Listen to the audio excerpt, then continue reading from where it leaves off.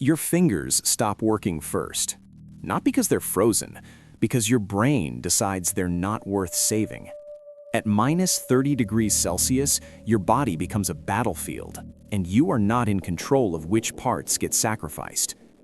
Extreme cold doesn't just make you uncomfortable, it triggers a cascade of involuntary shutdowns designed to keep your core alive, even if that means abandoning your extremities. Most people don't realize how fast this happens, or how little time you actually have before critical systems fail. This is a step-by-step breakdown of what happens to your body when exposed to minus 30 degrees Celsius, minute by minute, system by system. You'll understand exactly how hypothermia progresses, what your body prioritizes, and the precise moments when survival becomes a race against physiology.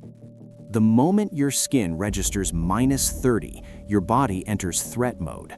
Within 60 seconds, blood vessels in your hands and feet constrict. This is called peripheral vasoconstriction, your circulatory system pulling warm blood away from your extremities and redirecting it to your core organs. Your heart, lungs, and brain are the priority. Everything else is expendable. Your fingers lose dexterity first. Fine motor control, buttoning a jacket, gripping a zipper, becomes difficult within 2 to 3 minutes. This isn't numbness yet, it's your muscles receiving less oxygenated blood, making them sluggish and uncoordinated. At the 5-minute mark, your body temperature drops from 37 degrees Celsius to around 36 degrees Celsius. 1 degree doesn't sound like much, but that single degree triggers shivering, violent, uncontrollable muscle contractions designed to generate heat. Shivering can increase your metabolic rate up to 5 times, burning through energy reserves rapidly. Here's the problem: shivering only works if you have fuel. If you're dehydrated, hungry, or exhausted, your body runs out of energy to shiver effectively. And when shivering stops, not because you're warming up, but because you're depleted, that's when stage 2 hypothermia begins. By 10 minutes, your core temperature is hovering around 35 degrees Celsius.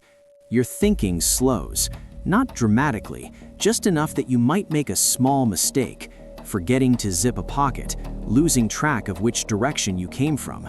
These micro-errors compound in cold environments.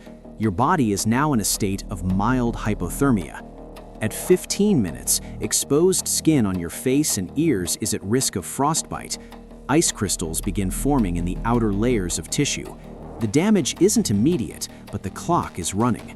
Frostbitten tissue turns white or grayish, feels hard to the touch, and loses sensation completely. Your hands are nearly useless now. If you haven't found shelter or started generating heat, you're entering a critical window. Here's the harsh truth: most people who die from hypothermia are found partially undressed. It's called paradoxical undressing, and it happens because your brain, starved of warmth, malfunctions so badly that you feel like you're overheating, so you strip off the only protection keeping you alive. Let's talk about what actually keeps you alive.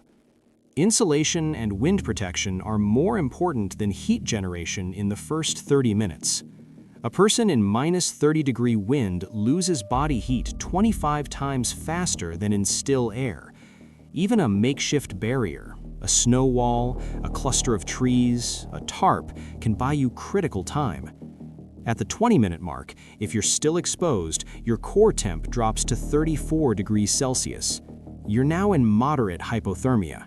Your speech slurs slightly. Your movements become clumsy. You might feel an overwhelming urge to sit down and rest. This is the most dangerous impulse you can follow. Sitting still accelerates heat loss. Movement, even slow, deliberate movement, generates warmth and keeps blood circulating. Real-world example: in 2019, a hiker in Norway survived 12 hours at minus 28 degrees by continuously pacing in a small circle inside a snow cave. He didn't have a heat source, he didn't have extra clothing. He stayed alive by refusing to stop moving and by insulating himself from the wind. At 30 minutes, your core temperature is now 33 degrees Celsius. This is where your body makes brutal calculations. Blood flow to your limbs is now minimal.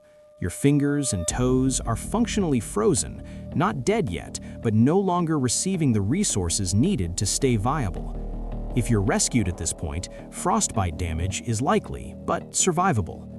Your cognitive function is noticeably impaired.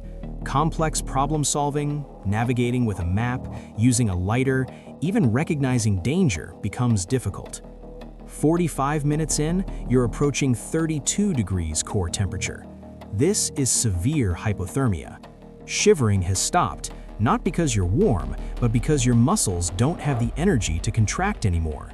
Your heart rate is slowing. You may experience confusion, amnesia, or hallucinations. This is the stage where paradoxical undressing occurs. Your peripheral blood vessels, constricted for so long, suddenly dilate, sending a rush of cold blood to your skin. Your brain interprets this as overheating. You feel flushed. You start removing layers. It's not a conscious choice. It's a short circuit. At 60 minutes, 1 full hour, your core temp is below 31 degrees Celsius.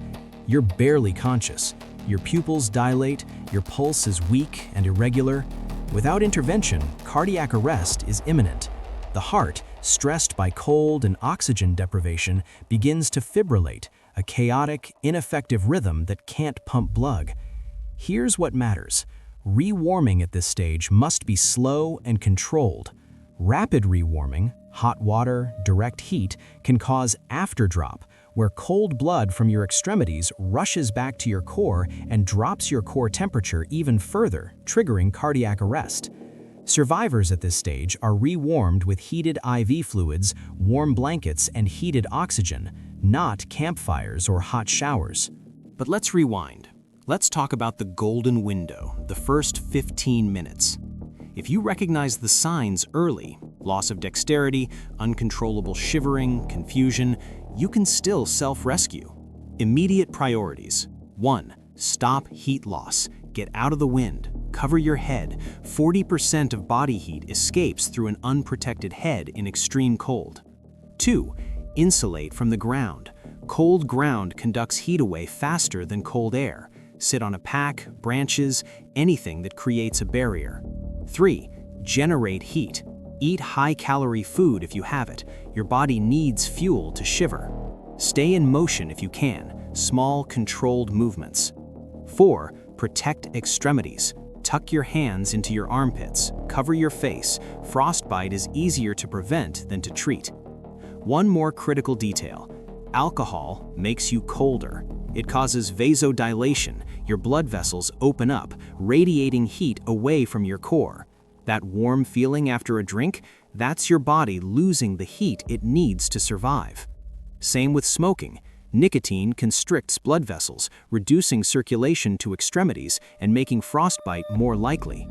At 90 minutes, if you're still alive without intervention, you're in profound hypothermia, below 28 degrees Celsius.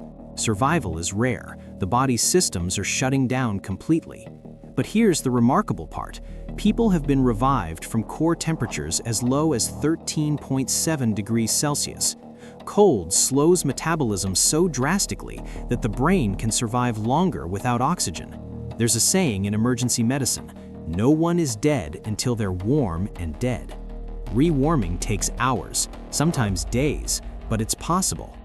Your body's response to extreme cold is not a flaw, it's a hierarchy of survival etched into your biology over millennia. It will sacrifice your fingers to save your heart. It will shut down your thinking to preserve your breathing. Understanding this hierarchy doesn't just help you survive, it reveals something fundamental about how we're built. We are systems designed to endure, even when the environment is hostile, even when the odds are stacked against us. The question isn't whether your body will fight to keep you alive, it's whether you'll recognize the fight early enough to help it win.